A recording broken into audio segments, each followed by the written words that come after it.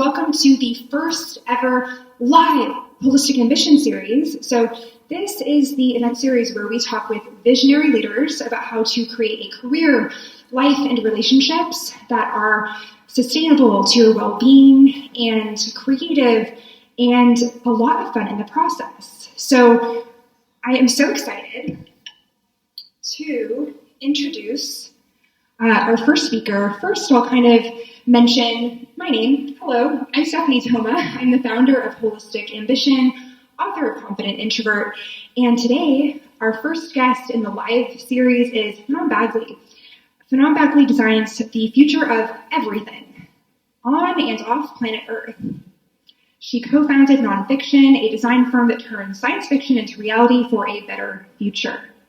She specializes in turning groundbreaking technologies into attainable, intuitive, and beautiful products and experiences that help humans become the best versions of themselves.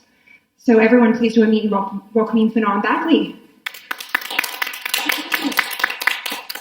All right, so, we were talking a little bit before this, and I'd love to even just get started with learning what is a day in the life of a creative futurist? What does that look like? What was your day like today? Wow. All right, let's start with that. A typical day, so I run a studio in Soma, San Francisco, and I'm involved in about 4 projects every day, and I write about 2 or 3 proposals every day. So it's a lot of changing, my pace, making creative decisions, talking about the cost of things, the materials I'm going to use in the next project, talking about the future of how we live in space, all of that in the same day. And I get pulled a lot, right? I'm supposed to use this app called Toggle that says, I started work on this project at this time and ended at this time. The thing starts and stops every 5 minutes. So it's a lot, but I get used to it. And on top of that, there's what's happening outside of the office, which is preparing for my next speaking engagements, which are quite a lot these days, and writing articles. We also produce our own educational video series called Future. You can find it on YouTube if you type in nonfiction design. And basically, I write and co-host this video series that's here to tell the world in layman's terms about how we practice design and how we think about the future of everything. So, okay, that's like a high-level overview of a day in the life. Sounds like there's a lot going on. And when it comes to unlocking that level of creativity, doing things that most people say, oh, no, you can't do that. That's not possible. How do you go about breaking away from what is known to create something that most people think is impossible? I think I have to bring it back to how I grew up. So I grew up in an environment, I grew up outside of Paris in France. And I grew up in an environment that was extremely limited. I was allowed to do about nothing besides going to school, going to the store, and going home. That was the triangle of my life for 18 years. And because of that limitation, when I got out of that house, the world was my oyster. There was no limitation. I didn't have any understanding of what was okay to do or was not okay to do, so might as well do it all. And that's the philosophy I've followed since then. I love when people tell me I can't do something, because that's when I start doing it. Especially, I have a mind that is very comfortable with complex systems. A lot of people, it may or may not be true, but a lot of people believe that everything is in a silo. You should be a business person, or you should be a scientist, or you should be a designer, and you should be all of these things separately. And I never believed that that's how humans function, right? We can really take each of these things and use them with intelligence, and then come up with ideas that are very original. Right? And I like things that are new. I think new is exciting. New is unknown. New is scary. And it pushes us to test what we come up with. And, coming up with ideas, prototyping them, putting them in the hands of the people we want to design it for, and see what happens. And most of the times, I got to tell you, like wonderful surprises come up. And that's what pushes me to do what I do every day. So I love that you brought up this sort of contrast when it comes to an upbringing where you pretty much everything is expected and you know exactly what to expect. There's an element of the mundane, and to be able to transmute that and contrast that in your adult life, when it comes to allowing yourself to go to that next level. So just thinking about some people that find themselves in ruts, and let's say someone watching grew up in an environment and they're still kind of in that pattern. How do you go about disrupting patterns for reinventing not only yourself, but designs and futuristic inventions? So it all started with travel. I've always loved traveling. Like the minute I could save, a few $100s, that's where it went, right? Flying somewhere. The first time I came to the US was 2004, I think. I stayed in New York for 3 months on a tourist visa, and I had the time of my life. It was great. I lived in Denmark for a year. I moved back to the US in 2005, a week before Katrina. And I've traveled all over the world, like pretty much all continents. And what's great about traveling is that you put yourself in situations where you're not the status quo. The way you think is not really the way the people around you think. So you're here more as an observer. You listen more attentively, and you get to make yourself uncomfortable, but comfortable with being uncomfortable, right? And that's really the first step in getting out of your habits.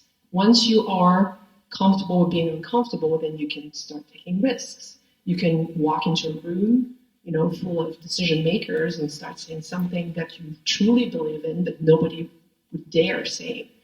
And the more you dare doing these things in your life, the easier it gets.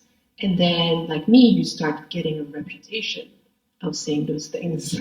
When I walk into a room, people expect me to say things that are unorthodox, right? And I usually get what I want, so that's nice.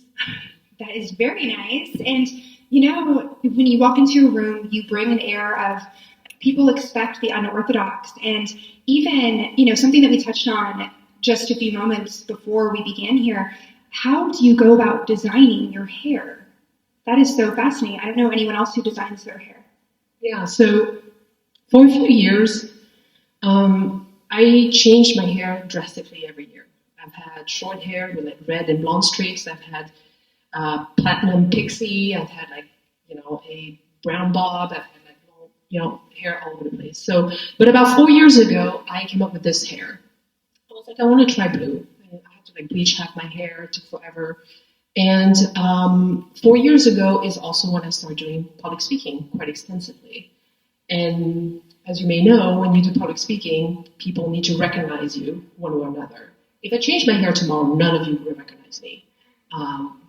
That's how strong it is. So I have to keep this for a few years, I guess. But it's been fun. I mean, it takes 9 hours to do this, but I only go to the salon 4 times a year. So it's extremely low maintenance, which is how I designed it. But it's fun. It fits my personality. And it also is a little bit of a business card when I walk into a room, right? I walk into a room full of CEOs and whatever, and then who's this crazy person with the blue hair, and then it almost opens the door for them. Like they want to approach and ask a question. So, what about your hair? What do you do in life? Oh, can we work together? That's the kind of conversation that happens pretty easily when you look different. So, what I'm sensing here is this real embrace of your innate creativity and really being like, hey, this is me, this is what feels natural to me, for me, and some people are really attracted to that, and some people are probably repelled by that. So anyone who's watching and listening who may be wanting to do something a little less orthodox, but let's say that they're afraid of the judgment or the rejection, how do you navigate that? So that will happen regardless. Even if you have the most beautiful hair, the most beautiful clothes, you will always find someone who boo-boos it. right? And you will probably not find something that works for you immediately. You kind of have to do a lot of trial and error and really understand what works for you in different lights, different colors, what makes you comfortable, what can you sit down with or stand, for 5 hours and walk around the conference with.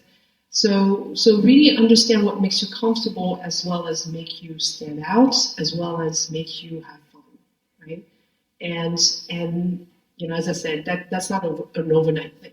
When I was a kid or a teenager, I was extremely bland.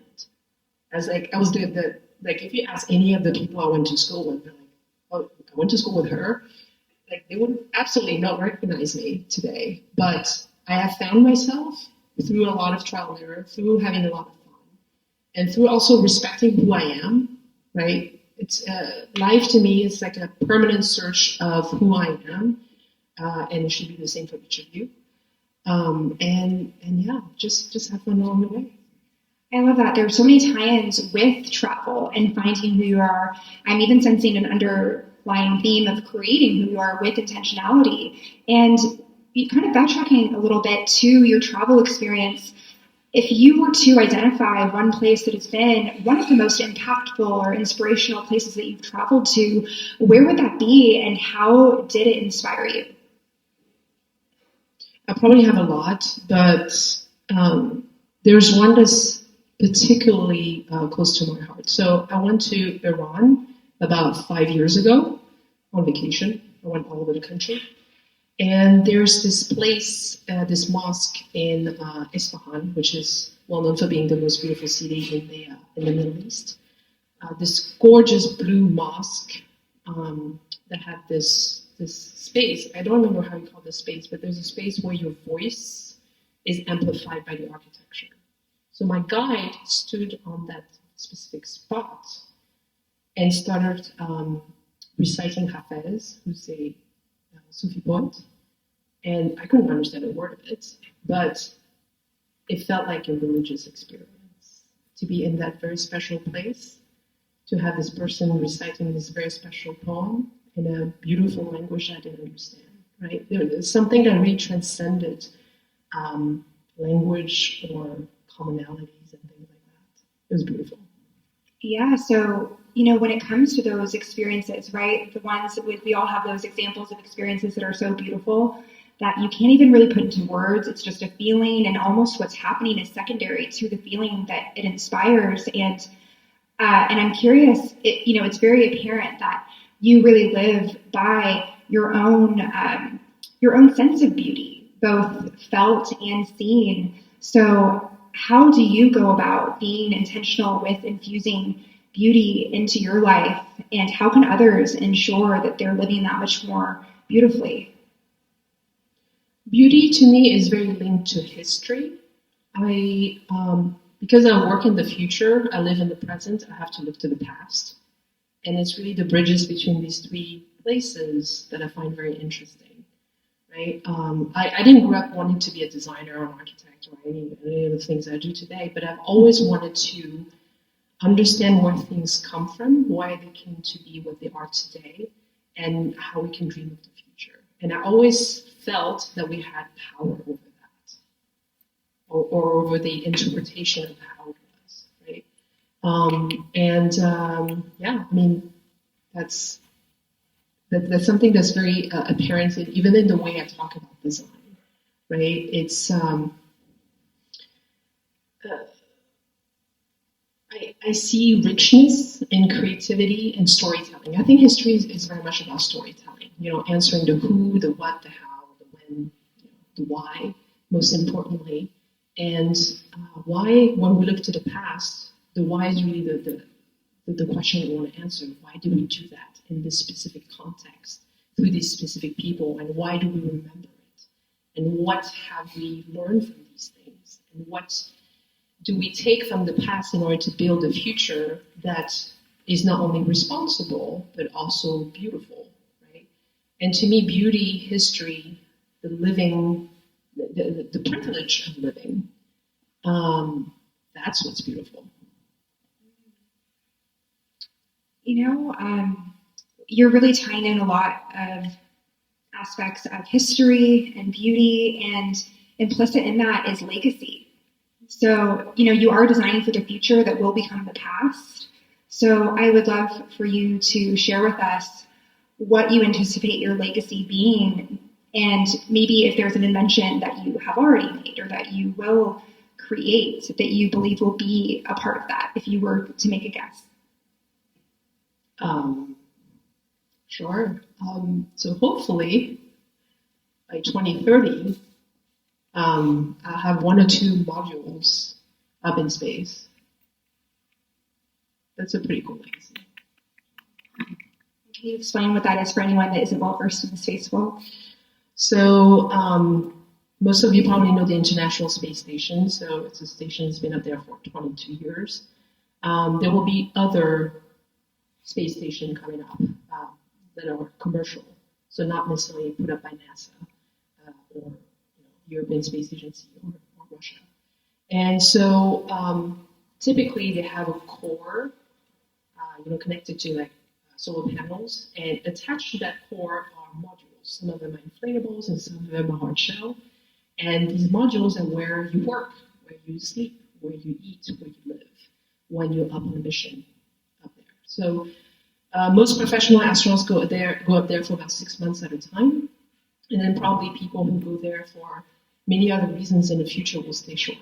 But 1, maybe 2 of these modules in the future will be designed by us. Well, congratulations on putting that out into the ethers. Yeah.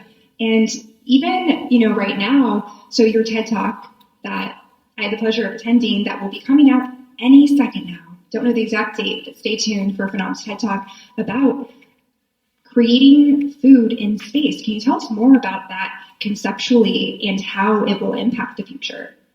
Yes. So this all started as a competition put together by NASA, the Canadian Space Agency, and Methuselah Foundation.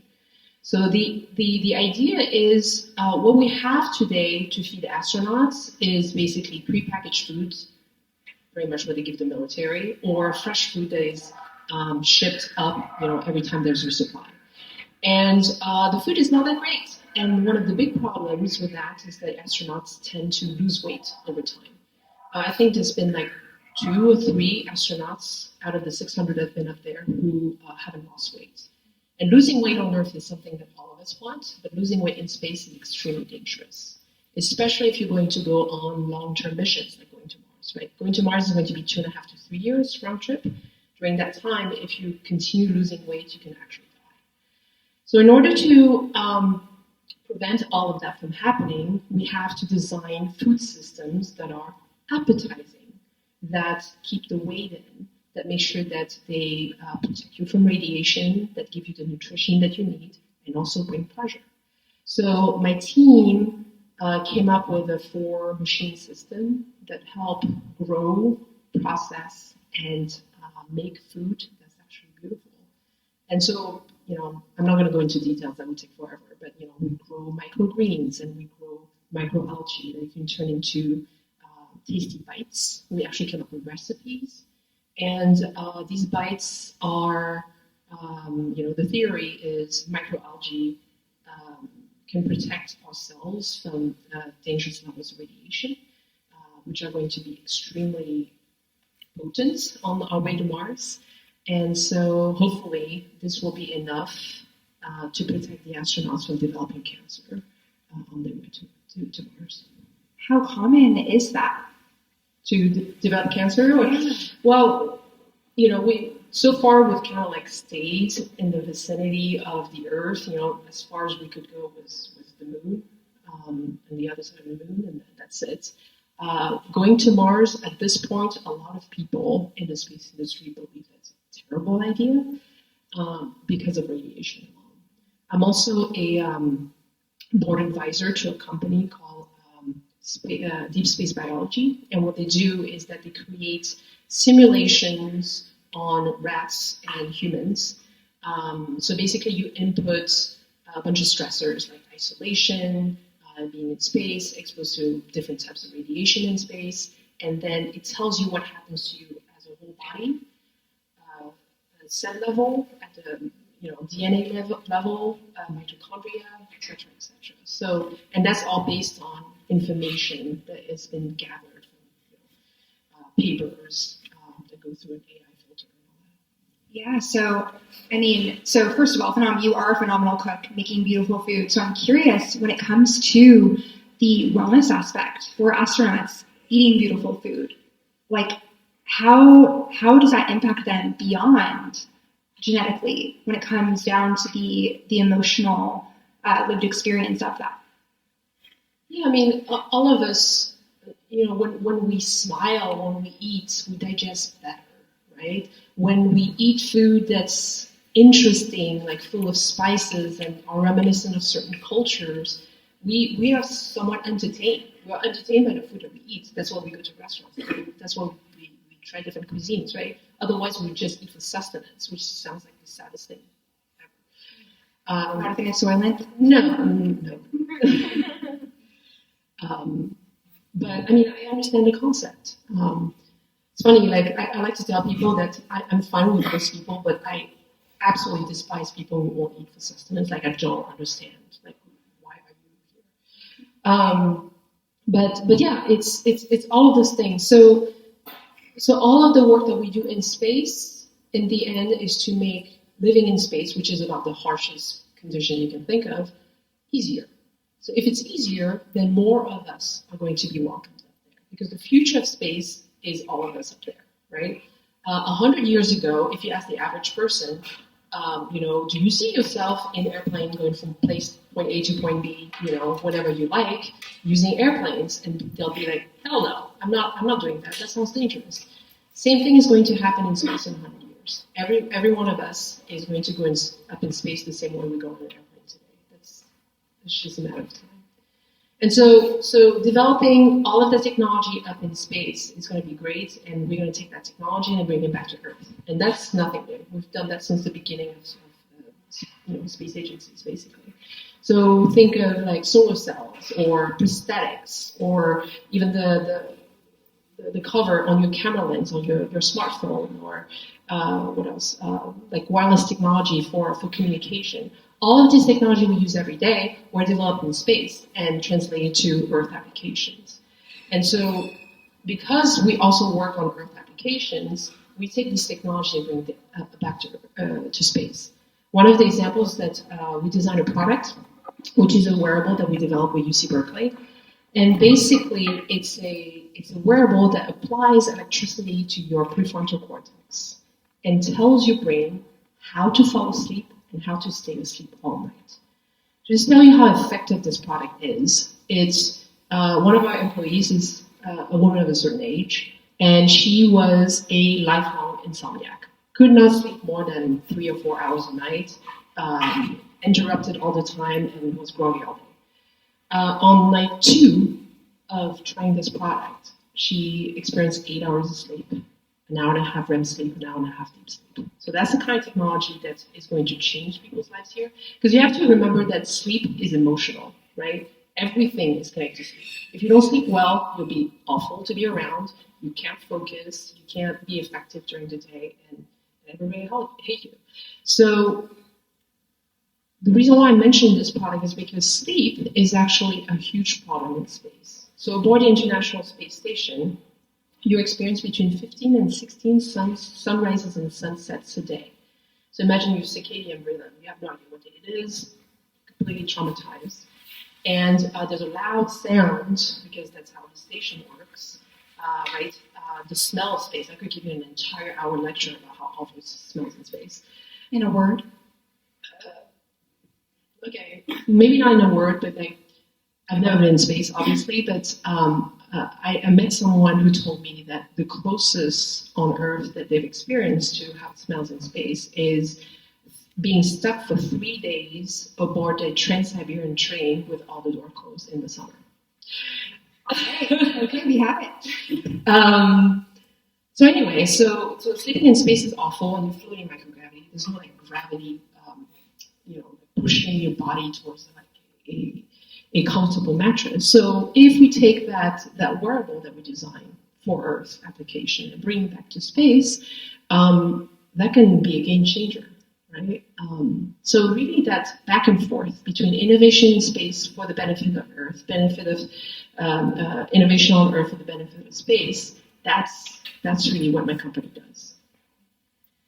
Yeah, so okay, everyone, we're moving to space.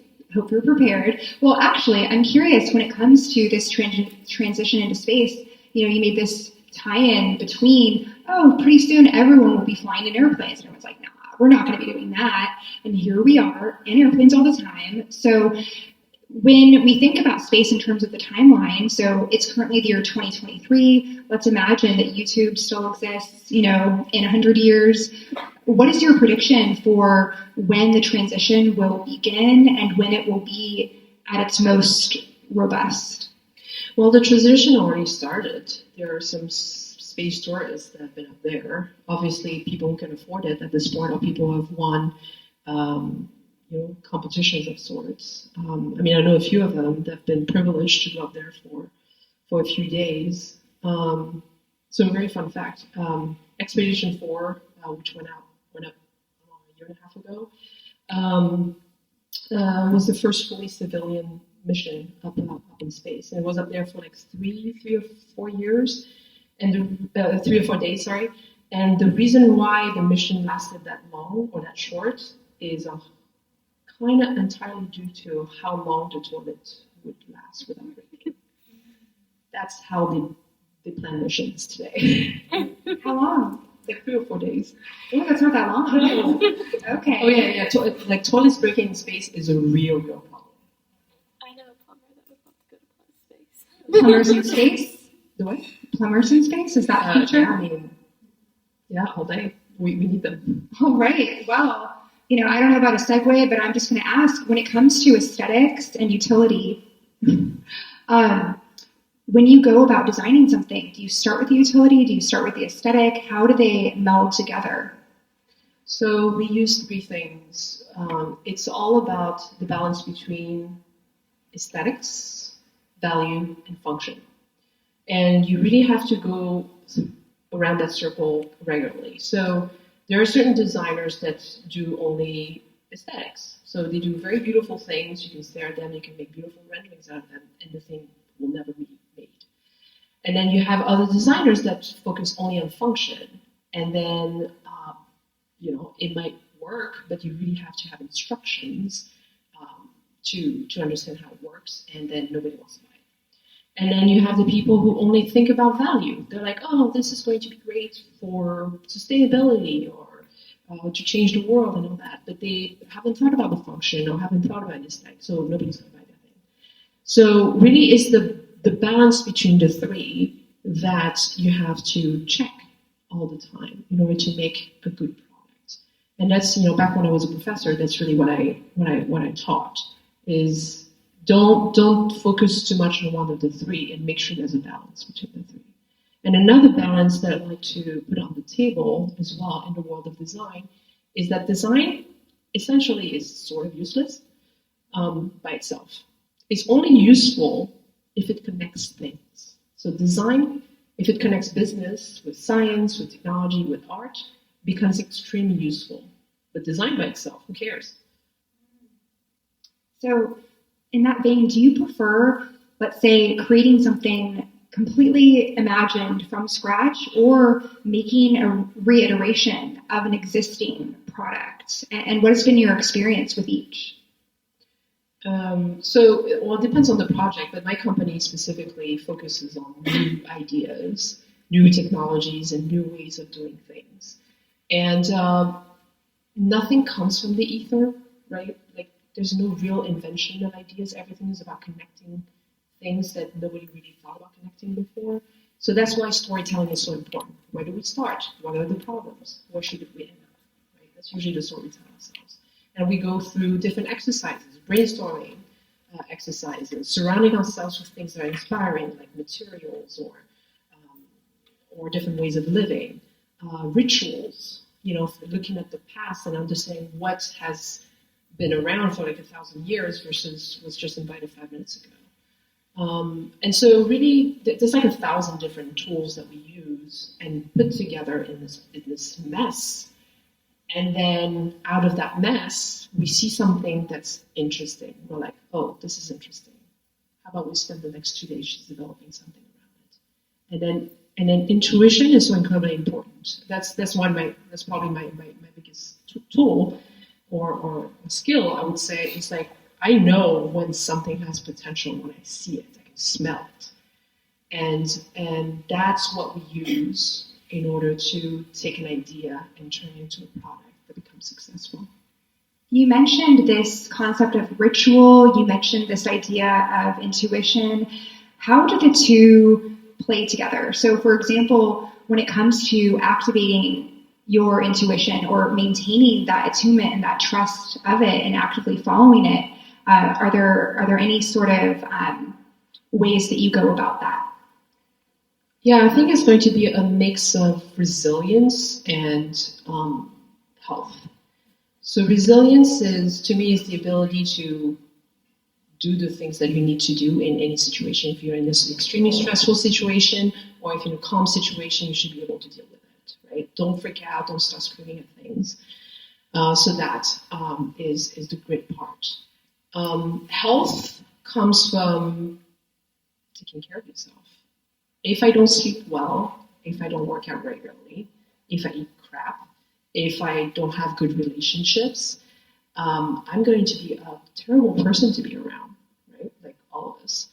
So I need to take it upon myself to take care of it in order to be ready to be ready for any situation. So being healthy first, building your sense of grit, and then it doesn't matter what you throw at me, and I can handle it. I love that back to basics, where it's like, what's your secret? Well, eating right and being a healthy human with friends. Yeah. Yes. Okay. So, we have a few questions before we'll get into Q&A. So please get your questions ready if you have them. So one of the closing questions that I have for you, Phnam, is how do you define ambition? Do what you want, however you want it, and whenever you want it. That's it.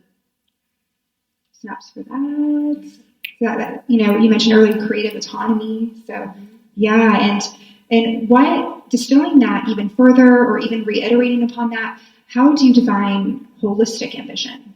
Or what does that mean to you in a word or a phrase? I think it's very much linked to what I just talked about in grit and health, right?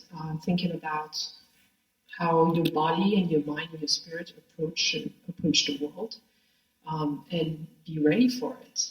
Don't put yourself in a situation where you're stressed and you make decisions based on fear or you're terrified of change. All of these things are natural, but you can work on them, and that can certainly help. I'm hearing a growth mindset, and I'm curious. So, for anyone who's live right now, anyone who's at home watching in the year 2023, or maybe 50 years from now, how can people learn more about you, stay connected with you? So I'm very active on LinkedIn, I guess. Sometimes on Twitter if I'm motivated. I also do a lot of public speaking all over. This year already, I'm going to the Middle East next week. I'm speaking at JPL in February. Lots of things coming up. You can connect with me on LinkedIn. I'm pretty easy to connect with. I'm not the kind of person who has a wall, right? I don't have an assistant. I answer things and I tell people to go away if they annoy me. But yeah, it's pretty direct. Wonderful. So it sounds like social media. Nonfiction.design is the website to bookmark. And yeah, thank you so much for being here, Phnam, for Holistic Ambition Live, our first ever event. And I would like to thank everyone here for attending. And for those of you that are watching the recording, I am inviting you right now. I'm trying to look into the camera lens.